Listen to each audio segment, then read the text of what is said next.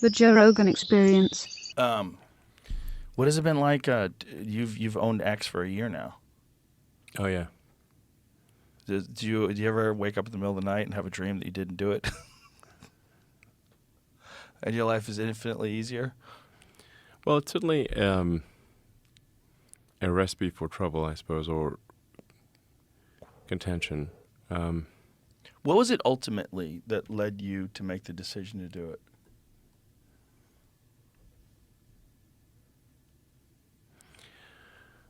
I mean, this is going to sound somewhat melodramatic, but I was worried about that it was having a corrosive effect on civilization. That it was just having a bad impact. And I think part of it is that it's where it was located, which is downtown San Francisco. And while I think San Francisco is a beautiful city, and we should really fight hard to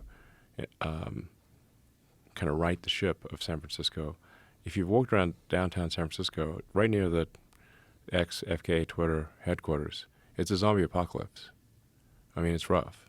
Have you been in that area? Not lately. No. Yeah. I've heard. It's crazy. I've heard it's crazy. I've heard you really can't believe it until you actually go there. You can't believe it until you go there. So now you have to say, well, what philosophy led to that outcome? And that philosophy was being piped to Earth. So, a philosophy that would be ordinarily quite niche and geographically constrained, so that the fallout area would be limited, was effectively given an information weapon, information technology weapon to propagate what is essentially a mind virus to the rest of Earth. And the outcome of that mind virus is very clear if you walk around the streets of downtown San Francisco. It is the end of civilization. And it's not just propagating the mind virus, but suppressing any opposing viewpoints. Yes. Well, in order for the virus to propagate, it must suppress opposing viewpoints. So. Because it doesn't stand up to scrutiny. Correct. Yeah. I mean, you've felt the virus. You know? Yeah. Yeah. People will try to cancel you so many times. Yeah, it's fascinating. Yeah. I don't think you're melodramatic at all. I think it's I mean, I don't want to be melodramatic, but it's almost like a death cult. It's a death cult. No, that is exactly right. It's essentially the extinctionists.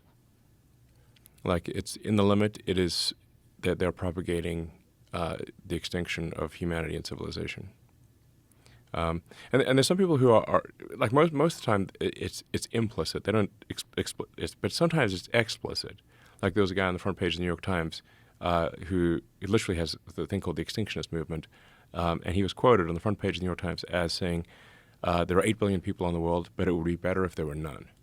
And I'm like, well, buddy, you can start with yourself. Yeah. Does he have friends? That's what always fascinates me. Well, Here he is. that guy. He looks like he's not long for this earth. I mean, he's not Voluntary young. human extinction movement. That's hilarious. I'd like to party with that dude. I would Okay. just like to That's yeah. that's an explicit version of the death cult. Yeah, maybe the live extinctionist long cult. and die out. It's not. The extinction is a word he uses. Yes. No, I mean, it's not it's literally a self-description. Do they cover that him death cult glowingly? was in charge of social media. Yeah. And still largely is at Google and Facebook, by the way. Yeah. So Yeah. I'm like, I'm not in favor of human extinction. They are, and they can go to hell. Well, that guy is. Yeah, he can go to hell. That guy seems silly. I well, would like to hang it's- out with him, though. I would like to find out what makes him tick. I bet that guy is fascinating. Well, If you get him alone for a few days, I mean, and I'm in dig favor of. I mean, I'm pro-environment, but the in the limit, if you take environmentalism to an extreme, you start to view humanity as a plague on the surface of the earth, like a mold or something. right. But this is actually false. The Earth could take probably 10 times the current civilization.